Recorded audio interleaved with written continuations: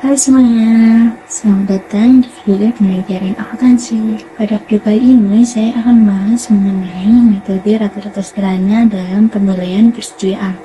Metode ini menghitung rata-rata tanpa memperhatikan jumlah unit, sehingga perhitungannya terlihat lebih sederhana. Namun, bagaimana penerapannya dalam soal? Yuk kita pelajari bersama melalui contoh soal berikut ini. Di sini terdapat contoh soalnya. Pada PT Jaya Abadi melakukan pembelian dan penjualan barang dagang pada November 2025. Di sini terdapat transaksinya. Kemudian kita diminta menghitung nilai persediaan barang dagang akhir dengan metode rata-rata sederhana. Kemudian menghitung harga pokok penjualan. Dan terakhir menghitung laba kotornya. Nah, agar lebih paham, kita langsung masuk ke dalam pembahasannya aja ya. Oke. Pada nomor pertama, yaitu kita akan diminta menghitung nilai persediaan barang dagang akhir dengan menggunakan metode rata-rata sederhana. Langkah pertama, kita harus menghitung persediaan barang dagang yang siap untuk dijual. Nah, rumusnya masih sama, yaitu persediaan barang dagang awal ditambah dengan pembelian. Nah, pada soalnya terdapat transaksi, yaitu pada tanggal 1 terdapat persediaan awal sebanyak 100 unit dengan harga per unitnya 8.000, jadi totalnya 800. Kemudian tanggal 5 terdapat pembelian sebanyak 400 unit dengan harga 10.000 dengan total 4 juta. Kemudian tanggal 12 dilakukan pembelian lagi sebanyak 100 unit dengan harga 12.000, jadi totalnya 1.200.000. Kemudian dilakukan retur dari pembelian tanggal 12 itu sebanyak 50 unit dengan harga 12.000 dengan total 600.000. Dan yang terakhir tanggal 25 November dilakukan pembelian sebanyak 200 unit dengan harga 22.500 dengan total 4.500.000. Nah, tadi kan rumusnya yaitu persediaan awal ditambah dengan pembelian ya. Jadi kuantitasnya yaitu 100 unit ditambah dengan 400 unit ditambah dengan 100 unit dikurangi dengan 50 unit karena kan terjadi retur. Kemudian ditambah dengan 200 unit sehingga mendapatkan hasil 750 unit dengan total 9.900.000 dari 800.000 ditambah dengan 4 juta ditambah dengan 1.200.000 ditambah dengan 600 dikurangi dengan 600 ditambah dengan 4.500.000 sehingga mendapatkan hasil 9.900.000. Jadi barang yang tersedia untuk dijual sebanyak 750 unit dengan total 9.900.000. Kemudian kita menghitung penjualan bersihnya.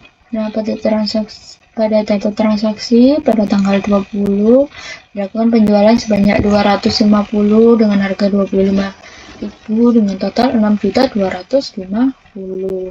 Kemudian 21 November dilakukan retur penjualan dengan sebanyak 50 unit dengan harga 25.000 dari pembelian tanggal 20, jadi totalnya 1.250.000. Kemudian terakhir dilakukan penjualan tanggal 30 November dengan sebanyak 100 unit dengan harga 27.500 dengan total 2.750.000. Jadi total penjualan bersihnya sebanyak 300 unit dengan total 7.750.000. Nah, karena kan kita menggunakan metode sederhana ya, maka harga rata-rata dihitung dari harga rata-rata pembelian tanpa memperhatikan jumlah unit. Jadi gini, harga kita hitung gini, harga rata-rata per unit. Nah, dari mana ini? Lah ada 8.000, 10.000, 12, 22.500. Nah, itu dari harga pembeliannya di sini. Yaitu 8.000 ditambah dengan 10.000 ditambah dengan 12.000 ditambah dengan 22.500, kemudian dibagi 4 karena transaksi pembeliannya terdapat 4 atau frekuensi pembeliannya ada 4 tuh, sehingga mendapatkan hasil harga rata-rata per unitnya sebanyak 13.125 per unit. Nah, kemudian kita menghitung unit persediaan akhirnya.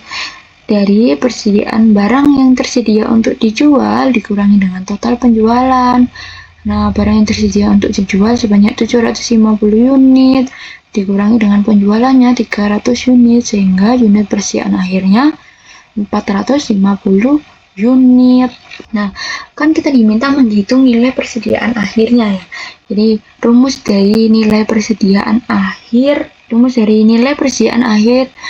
dengan metode rata-rata sederhana ini yaitu persediaan akhir dikali dengan harga rata-rata per unit. Jadi persediaan akhirnya kan sebanyak 450 unit dikalikan dengan harga rata-rata per unitnya sebanyak 13.125 per unit, sehingga mendapatkan total 5.906.250 rupiah. Jadi nilai persediaan akhirnya sebanyak 5.906.250 rupiah. Oke, kita langsung ke nomor 2. Kita diminta menghitung harga pokok penjualan. Rumusnya masih sama. Jadi kita barang yang tersedia untuk dijual kan tadi sudah hitung, yaitu 9.900. Persediaan barang dagang akhirnya sebanyak 5.906.250 rupiah. Jadi harga pokok penjualannya dari barang yang tersedia untuk dijual dikurangi dengan persediaan barang dagang akhir, sehingga mendapatkan total 3.993.750 rupiah. Kemudian kita diminta menghitung laba kotornya. Rumus laba kotornya penjualan bersih dikurangi dengan harga pokok penjualan. Jadi penjualan bersihnya sebanyak 7.750.000. Kemudian harga pokoknya sebanyak 3.993.750 rupiah, sehingga mendapatkan laba kotor sebanyak 3.756.250 rupiah dari penjualan bersih dikurangi dengan harga pokok penjualan. Nah, sampai sini video saya mengenai contoh metode rata-rata sederhana. Kurang lebihnya mohon maaf, saya akhiri. Terima kasih.